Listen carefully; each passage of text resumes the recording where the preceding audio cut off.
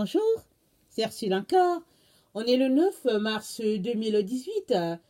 Alors, je viens sonner la trompette et puis nous rappeler à tous que le Seigneur Jésus-Christ arrive bientôt. Il est vraiment temps que nous puissions mettre de l'ordre dans notre vie, si nous ne le faisons pas encore. Et si nous sommes en train de le faire, c'est vraiment de mettre des bouchées doubles parce que le Seigneur Jésus-Christ vient chercher une personne qui est prête. Alors, elle ne vient pas chercher un chrétien ou une chrétienne, mais il vient chercher celle-là qui s'est apprêtée. Et ça dit dans la parole de Dieu que les noces de l'agneau ont été annoncées et qu'il est venu chercher ceux-là qui étaient prêts. C'est ça qui est dit dans la parole de Dieu. Alors, si tu veux faire partie des noces de l'agneau, alors je t'encourage vraiment à t'apprêter, à laisser aller le monde avec ses passions et à te tourner vers Jésus-Christ. Donc voilà. Alors, aujourd'hui, je viens apporter un enseignement sur pourquoi faut-il donner sa vie à Jésus-Christ pour avoir la vie éternelle. Ou bien, si vous voulez, pourquoi faut-il donner sa vie à Jésus-Christ pour pouvoir mener, ou bien pour pouvoir avoir le paradis. Voilà, ça c'est la question, elle est mieux comme ça. Alors, vous savez, souvent on fait les choses de façon comme un automate. Hein? Je me rappelle que moi, j'ai fréquenté une église évangélique, mais une église, bon, je pense qu'ils baptisaient les enfants, je pense, parce que, bon, mes parents, à cause de leur fonction, ils ont quand même, ils sont un peu déplacés. Et je sais que j'ai été baptisée étant bébé. Et c'est quand je suis devenue adulte que j'ai demandé le baptême pour moi-même. Et je me rappelais que à 12 ans, il y a eu la première, la communion, parce qu'il fallait que je prenne la Sainte Seine. Et bon, moi, je faisais juste les choses comme ça, parce que tout le monde le faisait, et puis bon, je le faisais. Bon, on fait comme tout le monde. Mais après, quand j'ai commencé à lire ma Bible, c'est là que j'ai commencé à comprendre certaines choses. Mais je n'avais pas forcément euh, l'explication de pourquoi il fallait que Jésus-Christ soit notre ami, par exemple, pour qu'on puisse aller au paradis. Et bon, on m'a appris que c'est comme ça. Et puis bon, tu le fais aussi. Et je pense que pour beaucoup de personnes, c'est un peu ça qui se passe. C'est qu'on nous a dit, donne ta vie à Jésus. Et si tu lui donnes ta vie, tu n'iras pas en enfer. Alors, il y a plusieurs personnes qui disent, ah cool, c'est ça seulement, ok, Jésus, je te donne ma vie. Et ils donnent leur vie à Jésus. Avec, je veux dire, ils confessent avec leur bouche, Jésus, je te donne ma vie. Et ils continuent de mener leur vie à eux. Parce que si tu donnes ta vie à Jésus, alors tu es en train de dire que tu ne vis plus par toi-même, mais que c'est Jésus-Christ qui vit en toi, comme dit le verset, qui dit, celui qui est en Christ est une nouvelle créature. Les choses anciennes sont passées, toutes choses sont devenues nouvelles. Donc, celui-là qui est en Christ, il vit la vie de Christ, au fait. Alors, une fois que tu dis à Jésus qu'il est ton sauveur ou le maître de ta vie, tu es en train de dire à Jésus-Christ que c'est lui qui vit en toi. Alors, tu marches selon ses principes et puis quand on te voit, on sait que tu es un petit Christ. Parce que chrétien, c'est ça. C'est petit Christ. Alors, donc, tous ceux-là qui ont donné leur vie à Jésus-Christ sont supposés vivre comme Jésus. De telle sorte que quand on te voit, on voit Jésus-Christ en toi. Alors c'est ça, donner sa vie à Jésus. Mais pourquoi faut-il donner sa vie à Jésus? C'est ça la question. Pourquoi faut-il lui donner notre vie? Alors, j'aimerais vraiment retourner à notre naissance. C'est que, je ne sais pas si vous le savez, si vous avez réalisé ça, mais on est dans ce monde tous des morts-nés. Alors, donc, écoutez, quand on vient dans le monde, on est des morts-nés. Voilà. Voilà ce que je voulais dire. Au fait, on est dans la présence de Dieu, On est tous venus de Dieu. On vient de la lumière. On n'est pas des gens qui sont qui dérivent des singes, ou bien par un phénomène de Big Bang, ou bien par un poisson qui est devenu peut-être une tortue, et puis la tortue est devenue, je sais pas, un monstre marin, et puis le monstre marin est devenu une personne, je sais pas. Qu'est-ce que Darwin a expliqué, je me rappelle plus de tout ça, mais c'est pas ça qu'on est. On est venu de la lumière. On est venu de Dieu le Père. C'est lui qui nous a pensé. Il nous a pensé et il nous a conçus.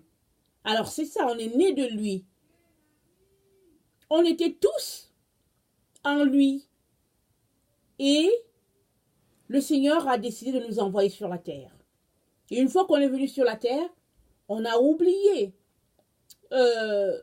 tout ce qu'on était au ciel, parce qu'on est là pour une mission. On est en mission sur la terre, mais on est là pour retourner au Père. On n'est pas là pour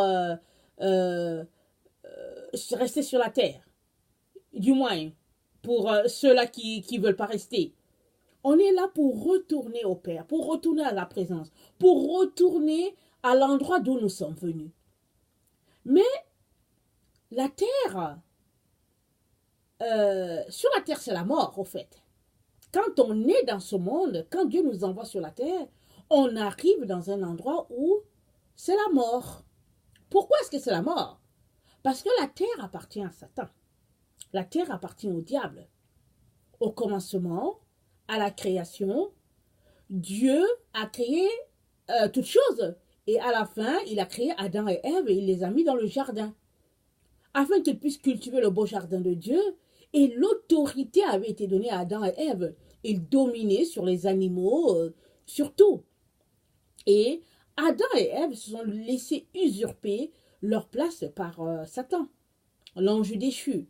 À partir de ce moment-là, Adam a perdu toute autorité et il a tout remis à Satan. Alors la terre, maintenant, a un propriétaire. Et ce propriétaire, ce n'est plus Adam. C'est Satan qui a pris autorité ici et qui a tout pollué. Le livre de Romains dit que même la création attend, soupire après sa propre délivrance. C'est ça qui est dit dans le livre de Romains. Alors Satan a pris le contrôle de cette terre. Alors une fois qu'on vient sur cette terre en tant que bébé, on vient au fait, on est mort au fait. Parce on vient de la vie. On avait la vie dans la présence de Dieu et on rentre dans la terre, on rentre dans ce monde étant mort. Il y a une tribu en Afrique, je ne sais pas si c'est les Ibo, je ne sais pas, j'avais lu ça quelque part, que quand un bébé arrive sur la terre, les gens se mettent à pleurer dans cette culture-là. Il pleure parce qu'il dit qu'enfant, tu viens dans la souffrance de la terre. Il pleure parce qu'il se dit, oh, le pauvre enfant, qu'est-ce qu'il attend et tout. Et puis il pleure et puis ils font les cérémonies parce qu'ils se disent le pauvre enfant. C'est-à-dire, peut-être qu'ils ne savent pas ce qu'ils font, mais dans le fond, ils sont en train de communiquer une vérité. Parce que, au fait, quand bien même on est très dans une famille riche, on vient, au fait, à l'endroit de la mort.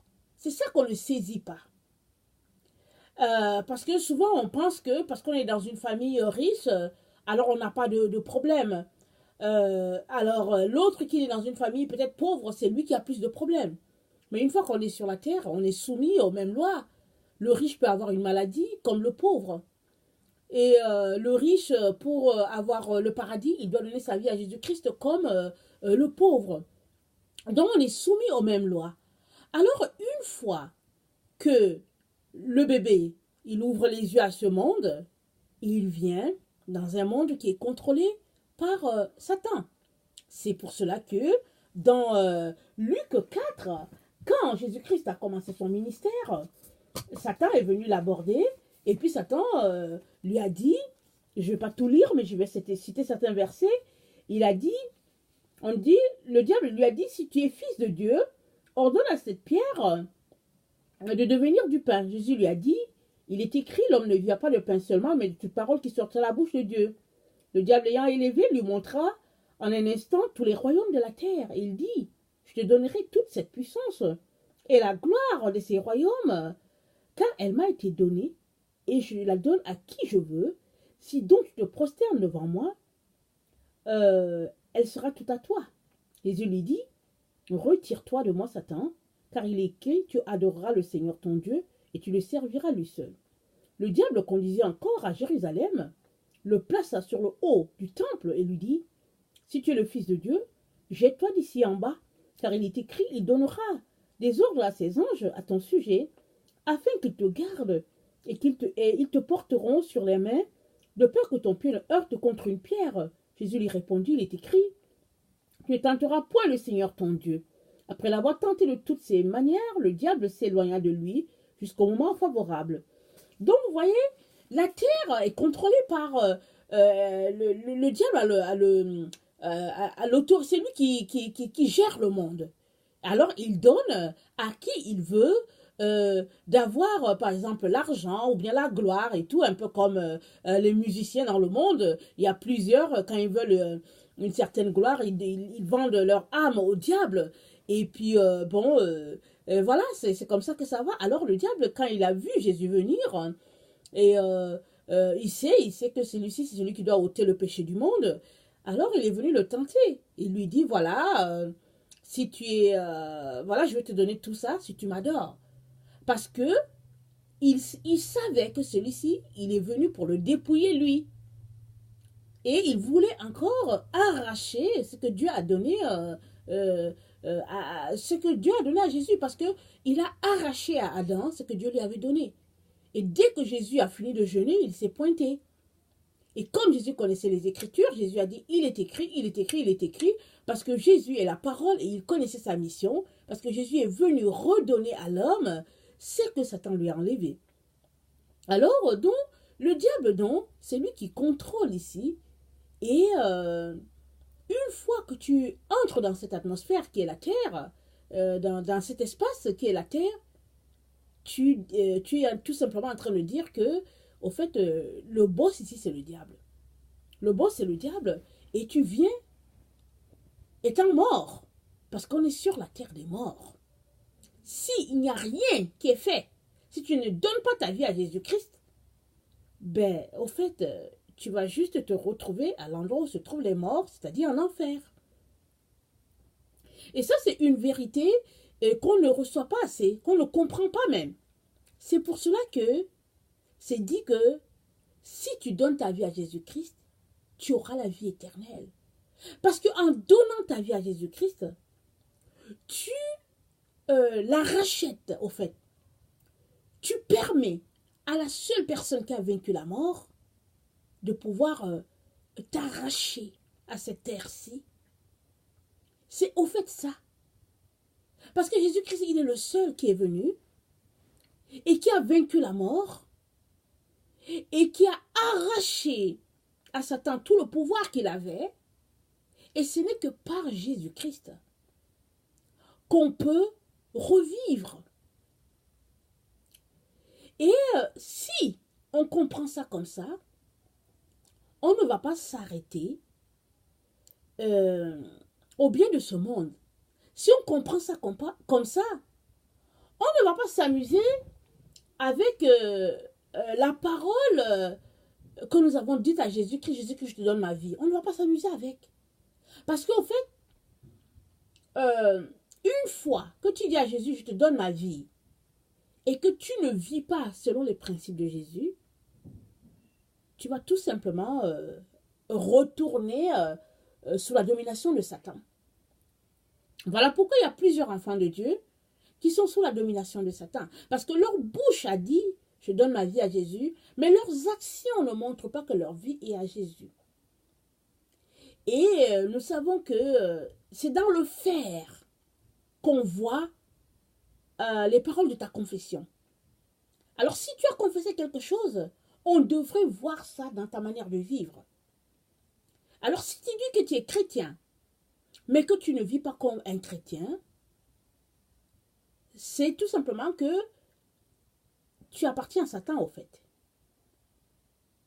Alors si on comprend que une fois qu'on est sur cette terre, on est des morts-nés, alors on fait tout pour être vivant en donnant sa vie à Jésus-Christ et on fait tout pour garder cette vie-là en nous.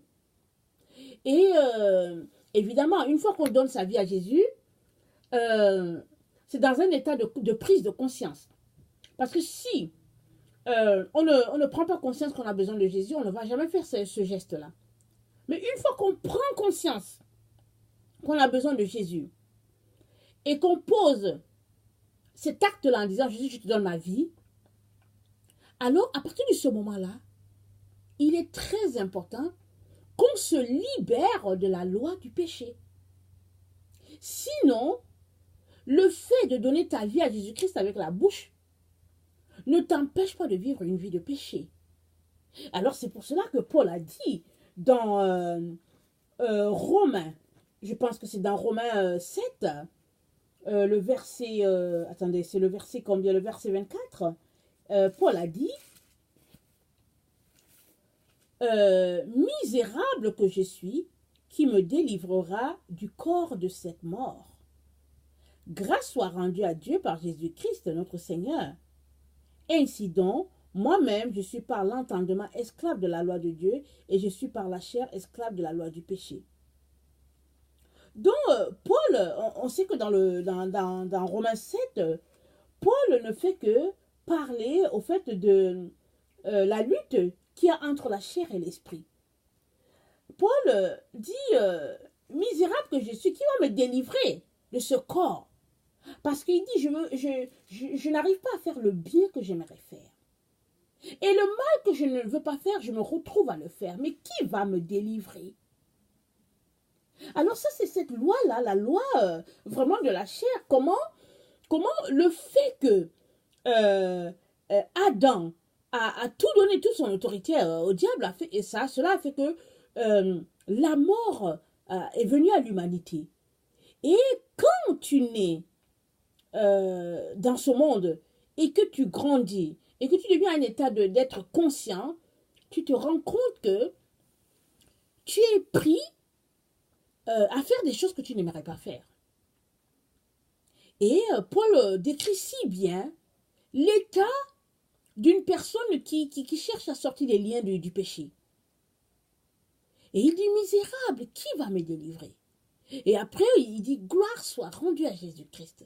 Alors, il n'y a que par Jésus-Christ que toi et moi pouvons être délivrés à tout jamais du pouvoir de la mort sur nous. Et ça demande qu'on puisse prendre vraiment conscience que on est né en tant que mort-né sur la terre. Parce que si toi, tu crois que tu es vivant parce que tu as une voiture, parce que tu as une maison, parce que tu as un diplôme, parce que tu as une Lamborghini, parce que tu as un avion, et toutes ces choses-là, et que bon, tu as des amis, et que ça vit mal à l'heure, 1000 à l'heure, pardon, et tu voyages et tout. Si tu penses que c'est ça la vie, alors tu n'as pas encore compris que c'est ça que Paul appelle la mort. C'est ça que la Bible appelle mort, parce que ce n'est pas avec les choses qu'on montre à Dieu qu'on l'aime. Parce qu'on montre à Dieu qu'on l'aime par notre cœur. On montre à Dieu qu'on l'aime en suivant les lois, ses lois à lui. Parce que Dieu a donné ces lois-là. Pourquoi? Parce qu'il a vu comment la terre a été corrompue. Comment il a créé la terre et elle a été corrompue par l'œuvre de Satan. Alors Dieu a donné les lois pour que tous ceux-là qui vont suivre ces lois-là soient délivrés de l'emprise du péché sur leur vie. Alors si toi, tu ne prends pas conscience de ça, ou bien tu en prends conscience mais tu dis c'est pas grave, la vérité est que tu ne seras jamais délivré quand bien même tu auras ouvert ta bouche pour dire à Jésus-Christ, Jésus, je te donne ma vie.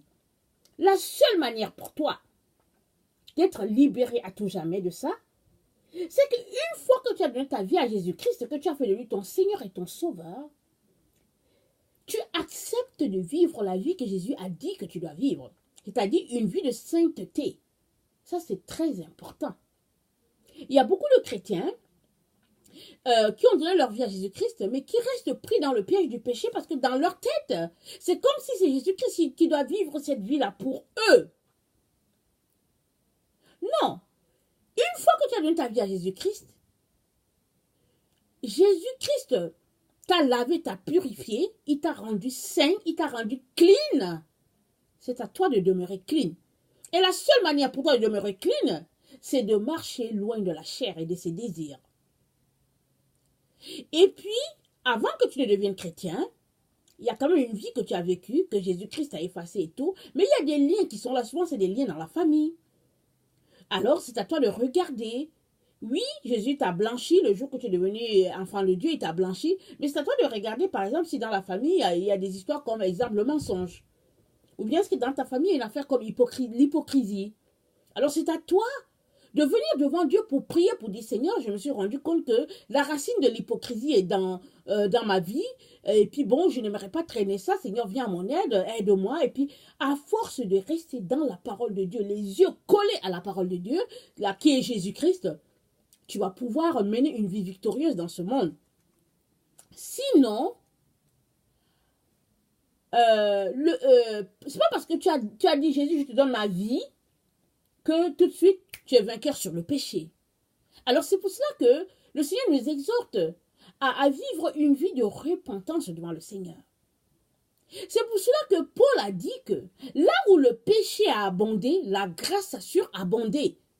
Malheureusement, il y a plusieurs chrétiens qui ont pris ce verset-là en disant que, ok, là où le péché a abondé, la grâce a surabondé, ça veut dire que je peux pécher autant que je veux à cause de la grâce. Alors, plusieurs chrétiens se retrouvent à pécher aller-retour à cause de cette parole-là. Mais Paul est en train de dire que là où il y a eu trop de péché dans ta vie, la grâce de Dieu est suffisante pour les effacer, laver et puis faire que tu puisses avoir le dessus sur le péché. C'est ça qu'il est en train de dire. Mais plusieurs personnes mal intentionnées peut-être ont mal interprété ça. Alors, si tu crois que tu es né, tu es venu sur la terre en tant que mort-né, mon frère et ma soeur, tu vas tout faire pour sortir de cet endroit de mort vivant. Alors tu ne vas plus accepter que le péché domine sur toi. Tu vas tout faire pour mener une vie libérée de toutes ces choses-là.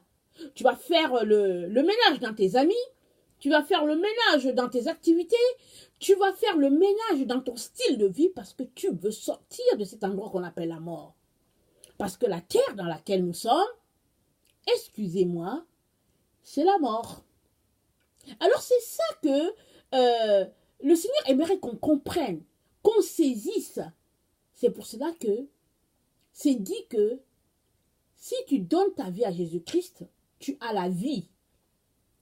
Mais si ta vie, tu ne la donnes pas à Jésus-Christ, tu demeures dans la mort. Parce que une fois que tu es né sur cette terre, ça dit que tu es né à la mort. C'est comme ça que je peux l'expliquer. Alors, j'aimerais vraiment nous encourager à nous arrêter, à aller devant Dieu pour lui demander de nous aider à saisir cette vérité-là. Moi-même qui vous l'explique, je l'ai saisi longtemps après que j'ai donné ma vie à Jésus-Christ. Je sais seulement que on m'a appris depuis mon enfance que si tu veux aller au paradis, il faut donner ta vie à Jésus. Bon, moi j'ai dit, Jésus, je te donne ma vie. Bon, j'ai essayé tant bien que mal de mener une vie comme le Seigneur le veut et tout, par sa grâce. On tombe, on se relève, on tombe, on se relève et tout. Et le Seigneur m'a fait comprendre, à un moment donné dans ma vie, il m'a fait comprendre pourquoi est-ce que il faut donner sa vie à Jésus pour avoir la vie éternelle. Le pourquoi, je ne l'ai jamais su. J'ai juste dit, ok, c'est le chemin à suivre, on le fait. Et pour les gens qui veulent toujours savoir le pourquoi, alors le pourquoi, c'est que toute personne sur cette terre est un mort, au fait.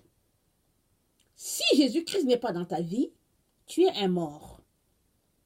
Maintenant, si Jésus-Christ est dans ta vie et que tu ne mènes pas une vie de sainteté, tu es aussi mort.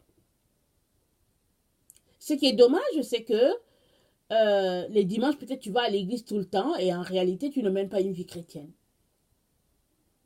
Alors, l'heure est très avancée pour ce qui est de la venue de notre Seigneur Jésus-Christ. Il va venir bientôt. Et j'aimerais vraiment nous encourager à faire le nettoyage de tout ce qu'on garde encore comme chair à nos cœurs. Il y a certaines personnes qui sont attachées aux vêtements. Il y a d'autres qui sont attachées, je sais pas, à la télévision, disons à la vie du monde, la vie du luxe. Le paraître, certaines manières, certaines choses. Alors, il est important qu'on puisse se débarrasser de ça. Et vraiment mener une vie détachée des choses de ce monde. Parce que ce n'est que comme ça qu'on a la vie. Parce que si tu dis que tu as donné ta vie à Jésus, et il y a encore quelque chose qui te retient à ce monde, ça veut dire qu'il y a encore du ménage à faire. Et Jésus vient chercher ceux-là qui ont fait tout le ménage. Ceux-là qui il n'y a plus rien qui les retient sur la terre et qui soupirent à la venue de leur Seigneur, eux, ils vont partir. Et les autres qui aiment encore un peu la vie du monde, un pied dedans, et puis la vie de Jésus, un pied dedans, ben ceux-là, bon, ils vont rester malheureusement. Et c'est pas ça que le Seigneur veut pour nous. C'est pourquoi il nous encourage à tout faire pour faire partie de l'enlèvement. Parce que si on reste pour la tribulation, ça ne sera pas quelque chose d'aisé. La tribulation, ça sera très difficile. Pensez à la traite négrière, pensez à l'Holocauste avec M. Hitler. Alors, ça sera 2 fois plus, ou bien même 3 fois plus difficile. Et il n'y a personne qui aimerait vivre des moments pareils. Alors que sa grâce vraiment vous donne de pouvoir prendre les meilleures décisions. Maintenant, si tu es quelqu'un qui ne connaît pas Jésus-Christ et qui peut-être chemine selon les règles d'un prophète, par exemple, j'aimerais t'encourager que la seule personne, au fait, qui peut te donner d'avoir le paradis un jour, c'est Jésus. Pourquoi? Parce qu'en fait, Jésus-Christ est le seul qui a vaincu la mort. En ce sens qu'il est le seul qui est mort et qui a ressuscité après 3 jours. Parce qu'il n'y a personne qui a ressuscité. Lui, il a ressuscité Lazare, mais Lazare n'est pas ressuscité par lui-même. Jésus-Christ qui est la vie, est celui-là qui est sorti triomphant de la mort. Et il l'a fait pour que toi et moi, on puisse être victorieux sur la mort. La mort n'a plus d'aiguillon sur nous. On est vainqueur. Et si on est enlevé, on va vraiment crier aux morts, ton aiguillon n'est plus sur nous. Et c'est à toi et à moi de tout faire pour être enlevés. Et ceux-là qui seront enlevés, ils ne vivront pas la mort. Ils ne connaîtront pas la mort. Parce que on a cette grâce-là, par Jésus-Christ, dans notre génération, dans notre temps, de pouvoir aller dans la présence de Dieu sans passer par la mort. Quelle merveille, n'est-ce pas? Alors, il est important que tu sortes de ta religion et que tu donnes ta vie à Jésus-Christ, qui est la vie, la vérité et le chemin. Et lui, il va te racheter de la mort de ce monde et il va te donner, il va t'injecter sa vie et tu vivras éternellement. Donc voilà, que sa grâce demeure sur chacun d'entre nous et qu'il nous donne de persévérer jusqu'à sa venue. Soyez bénis.